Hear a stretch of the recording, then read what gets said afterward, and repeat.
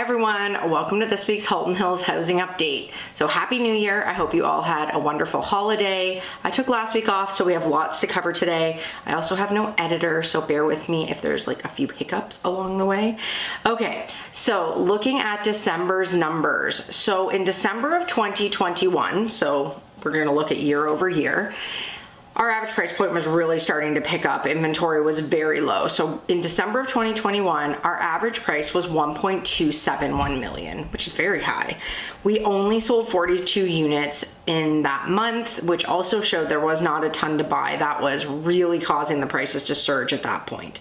So looking at this past December of 2022, our average price was $1,061,000. So we are down over 16.5% year over year.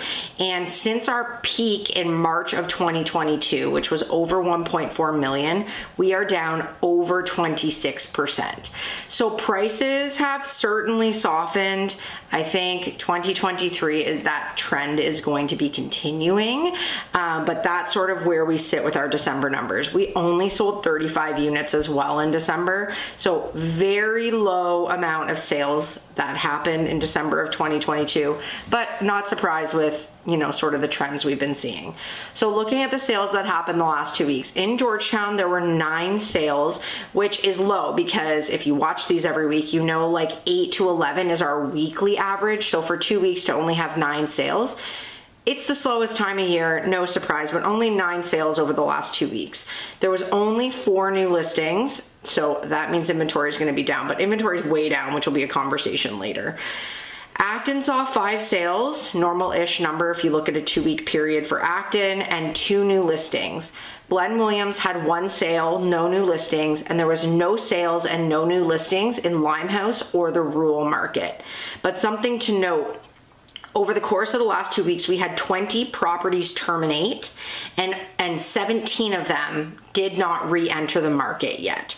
So that kind of leads me into the fact that our inventory is way down, but for 17 properties to sort of come completely off the market, that's quite a bit, but I do think they're likely going to re-enter in January, and I suspect our January inventory numbers are going to start to climb pretty quickly. But anyways, let's look at where we're sitting with active inventory. So all of Halton Hills is at 100 active listings. We have not been this low in inventory since my update the first week of April. The first week of April, we were at 87 active listings, and then it really started to climb from there. It was like this snowball after that. So we are basically sitting at inventory levels comparable to the start of April before, kind of everything went downhill.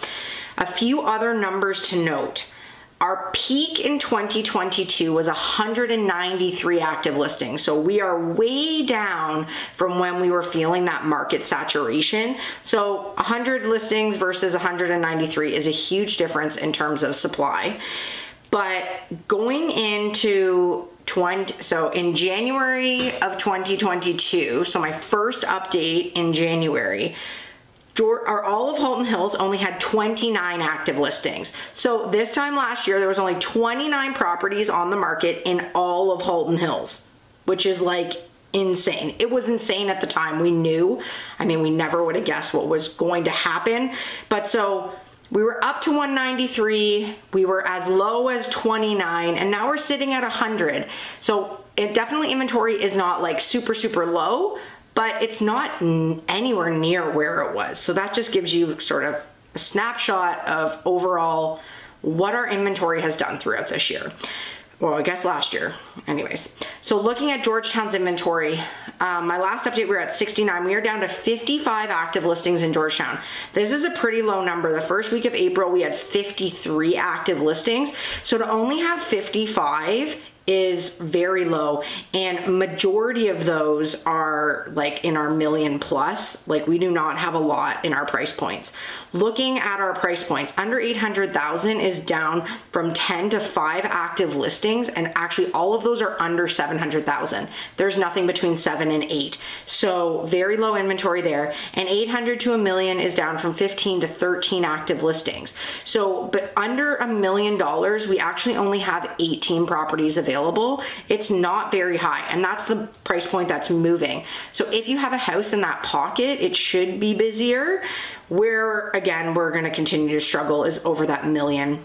So 1 to 1.5 million is down from 22 to 18 active listings. This pocket was the one that was hurting the most throughout 2022. Like, we were over 50 listings multiple weeks. And so for it to be down to 18 is going to give some relief to the sellers in that price point. But 1.5 million plus, it went from 22 to 20 active listings. We still have a lot of properties over 1.5 million plus, and these properties are just not moving. And I find this pocket, like when I look at the houses that are available and what they're asking, this pocket is where I feel like those sellers are just like, I'm not going to adjust to this market. Like, my neighbor got $2 million. I want this. And so the stuff over 1.5 million that's sitting there, I think will continue to sit there because they just don't seem to be accepting the fact at how much, like 16.5% year over year is on their house, but more notably how much 26% is off of their neighbor's $2 million. So that price point is just gonna continue to, I think, sit there because there's not a lot of buyers over 1.5 million anymore. Anyway, so now looking at Acton. Acton is down from 26 to 21 active listings, but that is still very high for Acton. Going into last year, we were only at 6, and like I said, we had weeks where we were at 1 or 2. So to have 21, not great news for the sellers in Acton. And I find also Acton's prices aren't adjusting as quickly as they should be, given that people can get comparable products in Georgetown. So it will be interesting to see what happens with Acton this year. Glen Williams is down from 8 to 7 active listings. Limehouse is down from 4 to 2 active listings. And the rural market is down from 19 to 14 active listings. Quite a few of those terminations were in the rural market. And again, the rural market always struggles when there's inventory in other places, but 14 is a pretty low number in comparison to like the 25 to 30 that we were regularly seeing there in 2022. So that's sort of our snapshot of where we ended 2022. No surprise, our prices came down through the year. I'm kind of surprised how low our inventory has gotten. Like, I think that to be going into the new year at this low of inventory will help stabilize the market for the first like 4 to 6 weeks.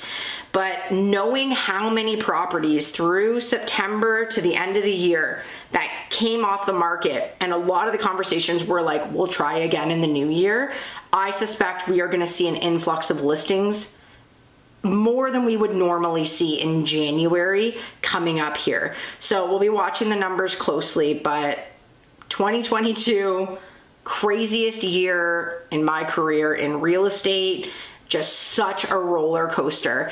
And unfortunately, I think for 2023, we're going to be on a downward decline through most of the year. Hopefully at some point it like stops, but I'll probably put out like a 2023 predictions video over the next week or so when I get back into the full office groove. But that's where we landed for 2022, and it'll be interesting to see what happens in 2023. So I will be back next week to see what happens our first week in January. Have a great week, everyone.